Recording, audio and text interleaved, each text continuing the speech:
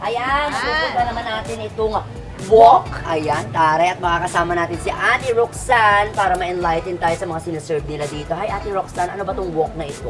Singaporean street food po. Singaporean street food. Masarap yan. Naka-experience na ako yun. Oo, sa Singapore. So, kumusta naman? Ano yung mga inihahain nyo dito na talagang binabalik-balikan? Yung may check po sa taas. Dalawa. Ayan, meron silang... Hainanese nasi goreng char kway teow. Ayan. So yung mga may check po, yun yung bestseller. Yes, to. Mukhang masarap ng char kway teow. Magkano naman yan? 150 po. 150 lang. Good for ilang tao po? 2 person po. Good for two Para na. sa ating dalawa. Medyo po first time po namin ata. Baka naman pwede yung may pakita sa amin kung paano yung paggawa po niyang May padel. char kway teow. Yun, nilalagay na yung ating shrimp. So, gisa-gisa muna ate, tama. Ayan. At lalagyan ng itlog, promise, lalagyan ng itlog yan. Yun, nilagyan niya. Perfect to sa mga gutom na dahil mabilis silang masuserve. Parang nanonood ka pa ng pelikula pag kumain ka dito kasi merong live na cooking ng inyong order. Ay, nilagay na yung ano. So yung ganun, lalo kang matatakam eh. Ay, ayun na! Tapos na yun! Ilagay na lahat ng mga sahog tapos yung Yun na pasta. yun. Tapos nalalagay na yung Ayun yung pampalasa. sugar na natikman ko kanina. Yun. Ano to? Ano yun ate, yung powder? Chicken powder. Pampalasa, siyempre. Ay, Para may ayun, mga bata masarap. dito na nakakain. Chili paste.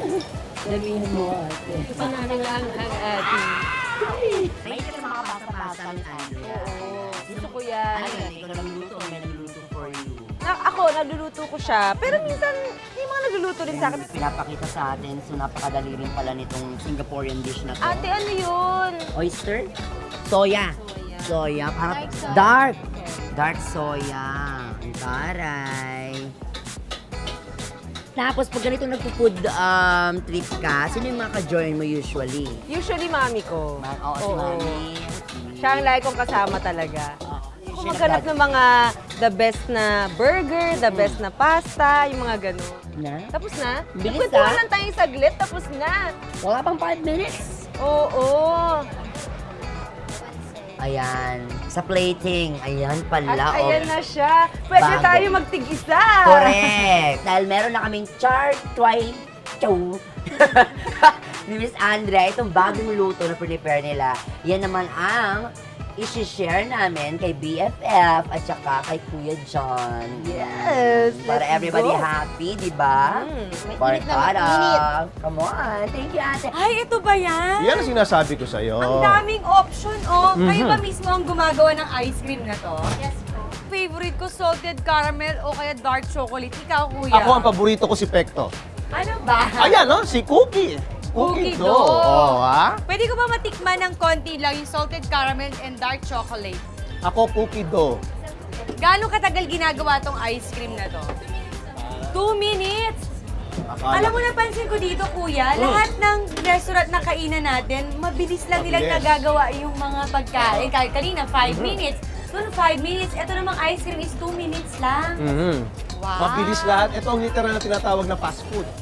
Diba? Ang bilis eh. Ano itong nilalagay nyo? Ha? Cream. Etong may usok. Ano yan? Ha? Liquid nitrogen. Social, ha? So, ibig sabihin yung nilalagay nyo parang dry ice to.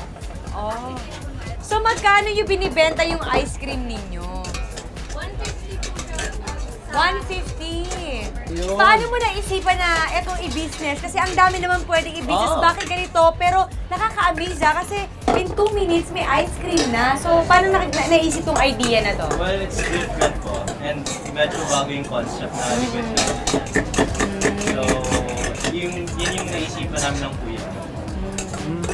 So, kailan nag-start yung business mo? We opened December 26. So, kamusta naman siya? Well, yeah, we're okay naman po. We're doing good. Kasi kami lang yung dessert base dito sa restaurant. Okay. Ano yan? Cookie dough yan. In Di ba? fairness. Sabi ko sa'yo. Hindi, salted caramel. Salted to. caramel ba yan? Ito, cookie dough. Masarap din eh. Akala yung chocolate cookies ah. May isa pa. Ayan, titikman ko. Ayan. Anong tawag dyan yan? Ito ay dark chocolate. Dark chocolate. Sige nga. Anong masasabi mo? Ang sarap din. Di ba, may mga dark secret yan. Ibig Ang sabihin, sarap. Siguro between salted caramel and dark chocolate ako. Thank you. Kala niyo babayaran namin kayo, ah. salamat ho.